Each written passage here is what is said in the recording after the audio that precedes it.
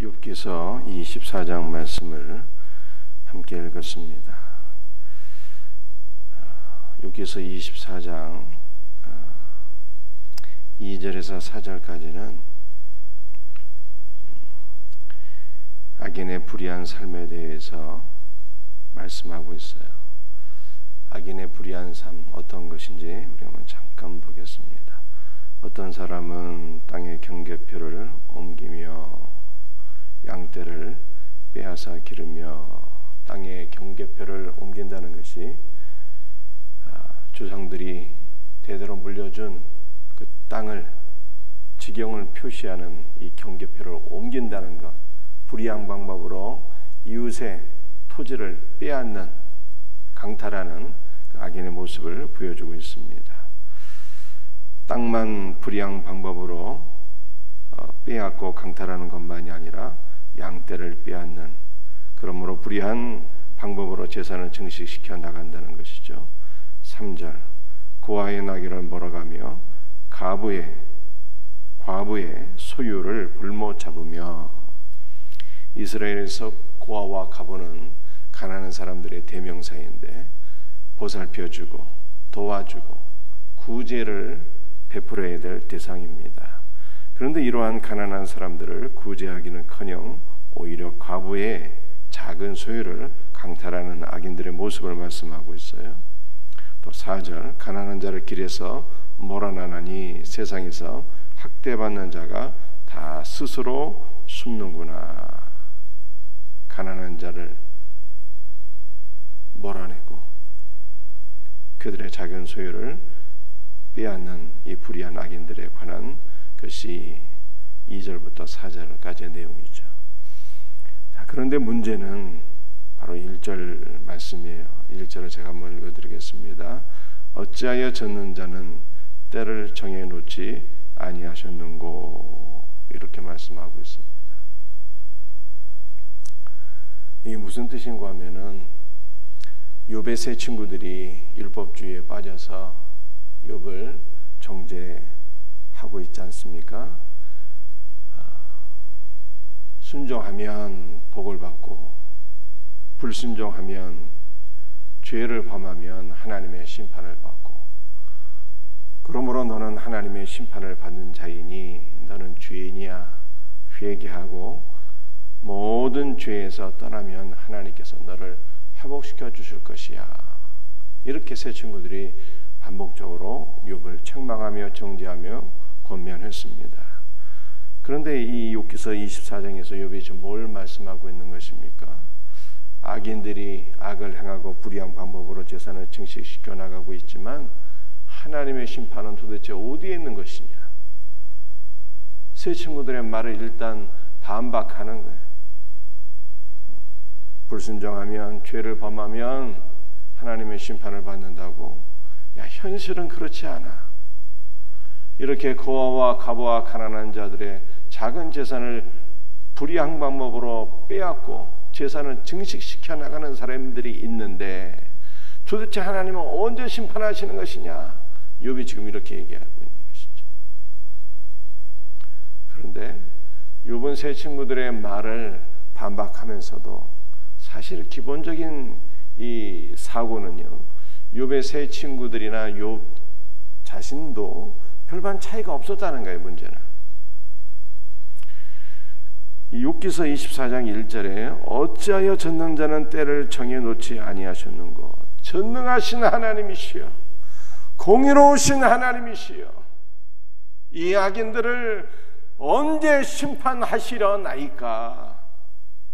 공의 하나님께서 악인들의 죄를 심판하셔야 되는 것 아닙니까? 지금 욥이 이렇게 얘기하고 있어요.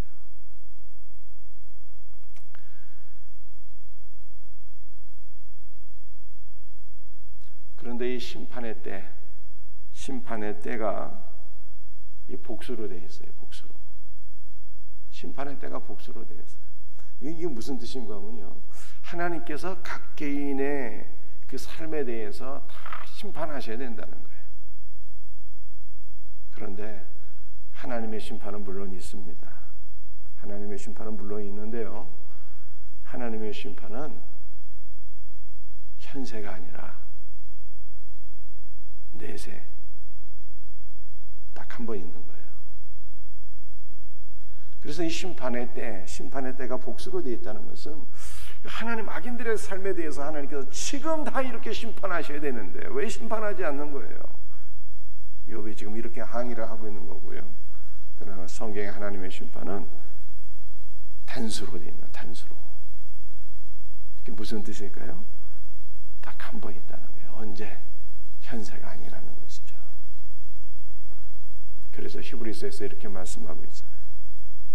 사람이 죽는 것은 하나님께서 정하신 법이요, 그 후에는 심판이 있으리니. 하나님의 심판은 현세, 우리가 죄를 칠 때마다 그때그때 다 심판한 게 아니고, 하나님의 심판은 딱 한 번 내세에 있다는 거예요. 여러분들, 우리의 모든 죄에 대해서는요, 사실은 누가 다 심판을 이미 받으셨어요. 누가 받으셨습니까? 우리 예수님이 다 심판 받으셨어요. 그래서 주를 믿는 자에게는 정죄함도 없고 심판도 다시는 없을 것을 믿으시길 바랍니다. 사람이 한번 죽는 것은 하나님이 정하신 법이요, 그 후에는 심판이 있으니. 이 심판조차도 어떤 심판입니까? 이 심판조차도 우리의 영원한 운명을 판결하는 심판일 뿐이에요. 아들이 있는 자는 생명이 있고, 아들이 있는 자는 영생, 천국으로, 아들이 없는 자는 생명이 없고 영원한 형벌, 지옥으로 나누는 판결이지. 우리의 죄에 대한 모든 심판은요, 이미 누가 다 받으셨다니까. 누가 다 받으셨을까요? 예수 그리스도께서 다 받으신 거예요. 다시는 정죄함도 없고, 다시는 심판도 없고, 다시는 형벌도 없는 거예요. 그래서 제가 전에 일사부재리의 원칙도 말씀드렸잖아요. 사람이 한 번 판결을 받는 것이지 동일한 죄에 대해서 두 번 판결받고 세 번 판결받고 그게 아니라니까. 우리의 죄에 대한 모든 판결은 이미 다 예수께서 받으셔서 우리는 받아야 될 판결도 없고 정죄도 없고 형벌도 없고 아무것도 없어요. 얼마나 감사합니까? 이 기쁨으로 살아야죠. 그런데 욥이 구약시대에 속한 사람이라 너무 믿음이 희미해서 영적 진리가 미약해서 악인들의 영원한 형벌을 바라보지 못하고 깨닫지 못하고 하나님의 심판이 지금 다 바로바로 이루어져야 될 것을 그렇게 생각하고 이렇게 하나님 악인들의 심판의 때가 언제입니까? 이렇게 부르짖고 있는 이 모습을 볼 수가 있어요. 일면에서는 친구들의 말을 반박하는 것이지만 또 일면에서는 이 욥이 악인들의 모든 죄악에 대한 심판이 바로바로 이루어져야 되는데 역시 욥조차도 인과응보 율법주의에 빠져있는 모습을 보게 된다라고 하는 것입니다. 안타까운 일이죠. 그래서 우리가 첫 번째 메시지, 하나님의 심판은 현세가 아니라 내세에 이루어진다. 그러나 성도는 내세에서도 심판이 없으니 단지 우리의 영원한 운명을 판결하는 판결만이 있을 뿐이다 라고 하는 것을 여러분들이 기억하시면서 오늘 새벽에도 믿음으로 감사할 수 있는 우리 복된 성도들 될 수 있기를 주의 이름으로 축복합니다. 자, 5절부터 12절까지는요 악인들에 의해서 압제당하는 가난한 사람들의 참상 비참한 모습을 보여주고 있어요. 악인들의 압제에 의해서 고통받는 가난한 사람들의 모습 한번 찾아볼까요? 5절 말씀을 봅니다. 그들은 거친 광야의 들나귀 같아서 나가서 일하며 먹을 것을 부지런히 구하니 빈들이 그들의 자식을 위하여 그에게 음식을 내는구나. 여러분들 가난한 자들의 삶이 5절에 보니까 거친 광야의 들나귀 같다 이렇게 말씀하고 있어요. 이스라엘은 계절이 딱 두 개인데 건기와 우기로 나뉘어지게 됩니다. 이 건기에서 광야에 뭘 구할 게 있을까요? 아무것도 구할 게 없어요. 비도 오지 않고요, 물도 구하기 어렵고요, 또 들나귀가 먹는 이 풀, 식물 거의 찾아볼 수가 없습니다. 먹을 것은 없는데 광야는 또 위험한 곳이기도 해요. 맹수도 있고요, 정갈도 있고요. 그런데 가난한 자들의 삶이 거친 광야의 들나귀 같다는 거예요. 가난한 자들이 예수 쫓겨나고 압제를 받아서 먹을 것을 구하기 없고 도처에 악인들이 횡행하고 있어서 그 악인들의 압제에 의해서 고통받는 이 가난한 자들의 불쌍한 삶을 광야의 들나귀 같다 이렇게 표현하고 있어요. 또 6절 말씀도 밭에서 남의 꼴을 빼며 악인이 남긴 포도를 따며 모든 것, 그나마 갖고 있는 작은 것까지 다 빼앗겨서 이제는 악인들의 식량, 그 남은 것들을 주워 먹는 그러한 비참한 처지를 보여주고 있죠. 5절과 6절은요, 가난한 사람들의 그 양식, 먹을 것이 없는 비참한 삶을 보여주고 있는 것이고, 7절은요 의복이 없다는 거예요. 의복이, 먹을 것도 없고 입을 옷도 없고. 7절, 의복이 없어 벗은 몸으로 밤을 지내며 추워도 덮을 것이 없으며. 여러분들, 이스라엘은 온도차가 굉장히 심하거든요. 낮에는 펄펄 끓고 낮에는 기온이 뚝 떨어져서 추운데 그 밤에 추위에 덮을 옷도 없고 입을 옷이 없어서 고통받고 있는 가난한 자들의 모습을 보여주고 있어요. 8절은 어떤 말씀일까요? 8절은 거처가 없다는 게 거처. 5절과 6절은 가난한 사람들이 먹을 것이 없고, 7절은 추운데 입을 옷도 없고, 8절은 거처할 집이 없는 거예요. 지금 8절. 산중에서 만난 소나기에 젖으며 가릴 것이 없어 바위를 안고 있느니라. 가릴 것이 없어, 집이 없어요. 여러분들, 이스라엘은 건기와 우기로 나눠진다고 그랬어요. 우기에 비가 오는데요, 이 소낙비는 잠깐 오고 멈추는 거잖아요. 이스라엘은 소낙비가 아닙니다. 세 가지 비가 있는데요, 이른 비, 늦은 비, 이른 비와 장대비와 늦은 비가 있어요. 세 가지 종류의 비가, 이른 비, 장대비, 늦은 비. 장대비는요 소낙비가 아닙니다. 계속 내리는 비예요. 계속 내리는 비예요. 비가 장대비처럼 계속 내리는데 가릴 집이 없어. 안식처가 없는 거예요. 거처가 없습니다. 얼마나 불쌍합니까? 그래서 바위를 안고 있대요. 여러분도 비가 와서 추운데 벌벌 떨고 있는데 집이 없는데 왜 바위를 안고 있습니까? 바위가 얼마나 차요. 여러분들, 성경에서 바위는요 소망 대신 예수 그리스도잖아요. 소망 되시는 하나님만을 바라보고 있는데, 그럼에도 불구하고 이 가난한 자들의 침상이 어떤가 하면 마지막 12절, 성중에서 죽어가는 사람들이 신음하며 상한 자가 부러지잖아. 하나님이 그들의 참상을 보지 아니하신다. 이렇게 말씀합니다. 먹을 것도 없고 입을 옷도 없고 거처할 집도 없고 바위를 안고 있는데, 하나님만 바라보고 소망하고 있는데, 문제는 하나님께서 침묵하신다. 하나님께서 그들의 참상을 보지 아니하신다. 이렇게 말씀합니다. 여러분들, 그 5절부터 12절까지의 말씀은 지금 23장에서 어제 살펴본 내용과 아주 맥락이 비슷합니다. 침묵하시는 하나님, 고통 가운데 있는데 침묵하시는 하나님에 대해서 욥이 또 얘기하는데, 어저께 욥이 뭐라고 하소연했습니까? 앞으로 가도 하나님께서 아니 계시고, 뒤로 가도 하나님이 아니 계시고, 오른쪽으로 가도 왼쪽으로 가도 그가 아니 계신다. 만날 수 없는 하나님, 침묵하시는 하나님에 대해서 23장도 얘기했는데 24장에 또 침묵하시는 하나님을 욥이 얘기하고 있어요. 그런데 어제 이미 제가 말씀드렸죠. 욥이 왜 침묵하시는 하나님을 도대체 만난 것입니까? 자기의 의로움을 주장하고 자기의 의를 기초로 해서 하나님을 만나고자 했을 때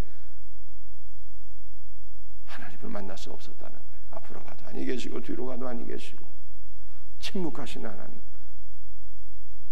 여러분들, 그래서 하나님은 우리가 어떻게 만난다고요? 우리의 의를 주장할 때는 나의 의로움을 근거로 해서, 나의 정직함을 근거로 해서 하나님을 찾을 때는요, 하나님 만날 수 없다니까. 아브라함도 13년 동안 하나님 만나지 못했더니 자기의 행위와 노력으로 살아갈 동안에는요, 하나님 만나지 못해. 침묵하시는 하나님만 경험했잖아요. 이스마엘 낳고 나서 13년 동안.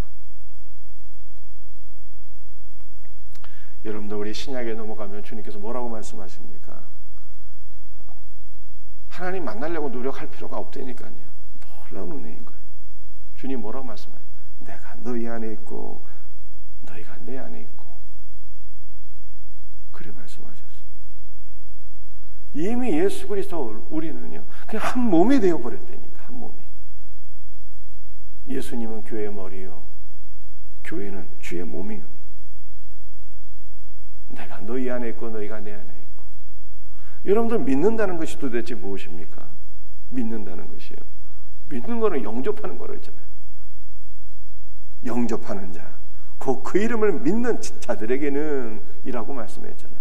예수를 믿는다는 건 예수님이 내 안에 계신다는 거예요. 지금.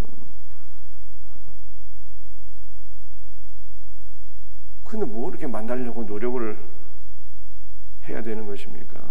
주님은 이렇게 말씀하셨잖아요. 내가 너희 안에, 너희가 내 안에. 여러분들은 믿음으로 주님을 만나는 거예요. 믿음으로. 주님의 말씀을 믿고 주 예수님을 부르며 믿음으로 주의 보좌 앞으로 나가는 거예요. 예수 그리스도의 십자가 공로로 우린 주님 만나는 거예요. 십자가 죽으심으로 인해서 지성소 안으로 들어가는 휘장이 위로부터 밑에까지 쫙 찢어졌어. 결코 그 누구도 은혜의 보좌로 앞으로 나갈 수 없었지만 이제는 예수 그리스도의 공로로 말미암아 은혜의 보좌 앞으로 나가서 주의 이름을 부르며 살아계신 주님 만나고 그분의 생명 안에 거하는 거예요.